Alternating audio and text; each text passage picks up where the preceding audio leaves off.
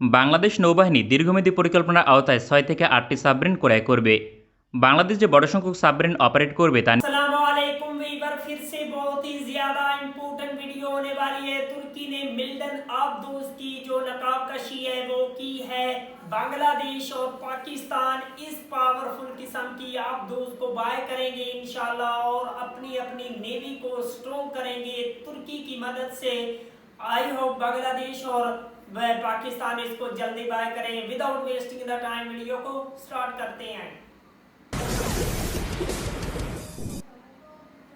বাংলাদেশ নৌবাহিনী দীর্ঘমেয়াদী পরিকল্পনার আওতায় 6 থেকে 8টি সাবমেরিন ক্রয় করবে। বাংলাদেশ যে বড় সংখ্যক সাবমেরিন অপারেট করবে তা নিশ্চিত, কারণ দক্ষিণ এশিয়ার সবচেয়ে বড় সাবমেরিন ঘাঁটি নির্মাণ শেষ পর্যায়ে। ভারতের আপত্তি থাকার পরেও নির্মাণ কাজ চালিয়ে যাচ্ছে চীন। 2024 সালের মাঝে সাবমেরিন ঘাঁটি পরিপূর্ণভাবে অপারেশনাল হবে। সাবমেরিন ক্রয়ের জন্য সবচেয়ে দীর্ঘমেয়াদী সময়ের প্রয়োজন হয়। বাংলাদেশ 2013 সালে চীন থেকে 2টি পুরনো সাবমেরিন অর্ডার করেছিল, অথচ তার ডেলিভারি পেয়েছে 2017 সালে। পৃথিবীর অধিকাংশ দেশ সাবমেরিন ক্রয়ের জন্য কমপক্ষে 10 বছর সময় নেয়।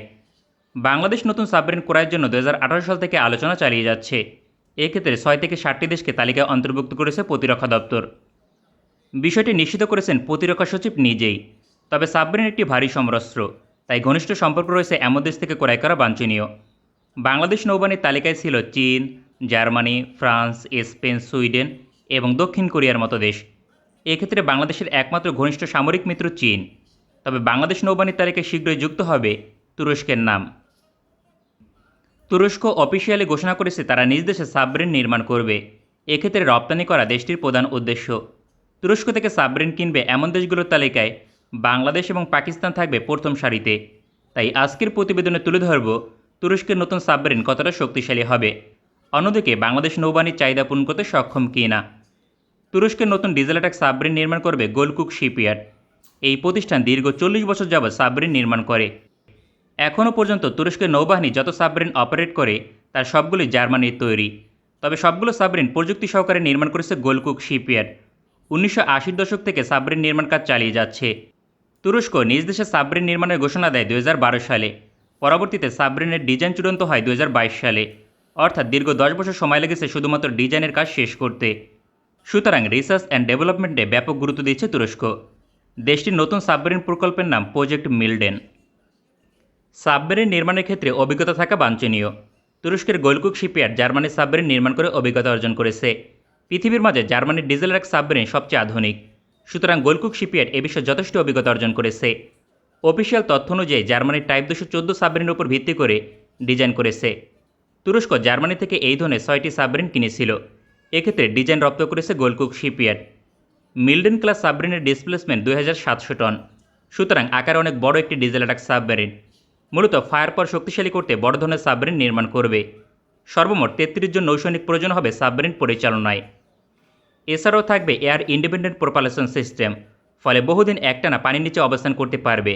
জার্মানির বিখ্যাত এয়ার ইন্ডিপেন্ডেন্ট প্রোপালশন সিস্টেমের উপর ভিত্তি করে তৈরি হবে। চতুর্থ প্রজন্মের একটি আদর্শ সাবমেরিন হবে, যে কারণে স্টেলথ সাবমেরিন হবে, ফলে প্রতিপক্ষ সহজে শনাক্ত করতে পারবে না। তুরস্কের গোলকুক শিপইয়ার্ড 2025 সালের মাঝে নির্মাণ কাজ শুরু করবে। নির্মাণ কাজ শেষ হবে 2028 সালের মাঝে। তুরস্কের নৌবাহিনী 2030 সালের মাঝে প্রথম সাবমেরিন কমিশন করবে। তবে 2025 সালের মাঝে কোনো দেশ অর্ডার করলে রপ্তানি করবে। বাংলাদেশের অবস্থান থেকে তুরস্কের মিল্ডেন ক্লাস সাবমেরিন একটি আদর্শ বিকল্প, কারণ আকারে বড় ধরনের সাবমেরিন, ফলে ফায়ার পাওয়ার অনেক বেশি হবে। সর্বমোট 8টি টর্পেডো টিউব থাকবে, কমপক্ষে 24টি মিসাইল অথবা টর্পেডো বহনে সক্ষম। সাধারণত ডিজেল অ্যাটাক সাবমেরিন সর্বোচ্চ 18টি মিসাইল অথবা টর্পেডো বহন করতে পারে। তুরস্ক 15 কিলোমিটার রেঞ্জের লাইটওয়েট টর্পেডো ব্যবহার করবে, পাশাপাশি 40+ কিলোমিটার রেঞ্জের হেভিওয়েট টর্পেডো ব্যবহার করবে। এই ধরনের একটি টর্পেডো বিমানবাহী রণতরী ধ্বংস করতে সক্ষম। তবে সবচেয়ে গুরুত্বপূর্ণ এখানে লং রেঞ্জের ক্রুজ মিসাইল থাকবে। তুরস্ক গিজজিন ল্যান্ড অ্যাটাক ক্রুজ মিসাইল নিয়ে কাজ শুরু করেছে। এই মিসাইলের রেঞ্জ হবে 2500 কিলোমিটার। পৃথিবীর হাতে গোনা কয়েকটি দেশের নিকট এত বেশি রেঞ্জের ল্যান্ড অ্যাটাক ক্রুজ মিসাইল রয়েছে। এছাড়াও আত্মাজা অ্যান্টিশিপ মিসাইল থাকবে, যার রেঞ্জ 250 কিলোমিটার। সব দিক থেকে আদর্শ ফায়ার পাওয়ার সাবমেরিন মিল্ডেন ক্লাস।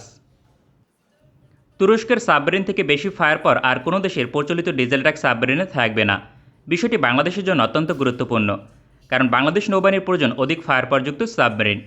মিয়ানমারের সকল ভূখণ্ডে আক্রমণ করতে পারবে, তাছাড়া ভারতের সকল ভূখণ্ডে আক্রমণ করা সম্ভব। কারণ 2500 কিলোমিটার রেঞ্জের ল্যান্ডাররা ক্রুজ মিসাইল থাকবে। এছাড়াও অ্যান্টি টর্পেডো সিস্টেম থাকবে। পৃথিবীর খুব কম দেশের সাবমেরিনে এই ধরনের সক্ষমতা রয়েছে। ইতিমধ্যে তুরস্ক এই টেকনোলজি তৈরি করতে সক্ষম হয়েছে। সুতরাং কোনো দেশ টর্পেডো নিক্ষেপ করলেও সহজে ধ্বংস হবে না সাবমেরিন। অ্যান্টি টর্পেডো সিস্টেম দিয়ে নিজেকে রক্ষা করতে পারবে। এছাড়াও থাকবে short range air defence system. সুতরাং অ্যান্টি সাবমেরিন হেলিকপ্টার এবং মেরিটাইম পেট্রোল এয়ারক্রাফটকে ধ্বংস করতে পারবে। সুতরাং সব দিক থেকে আদর্শ একটি ডিজেল ট্রাক সাবমেরিন বানাচ্ছে তুরস্ক। एवर ये थी तुर्की की जदीद और पावरफुल किस्म की मिल्टन सबमरीन।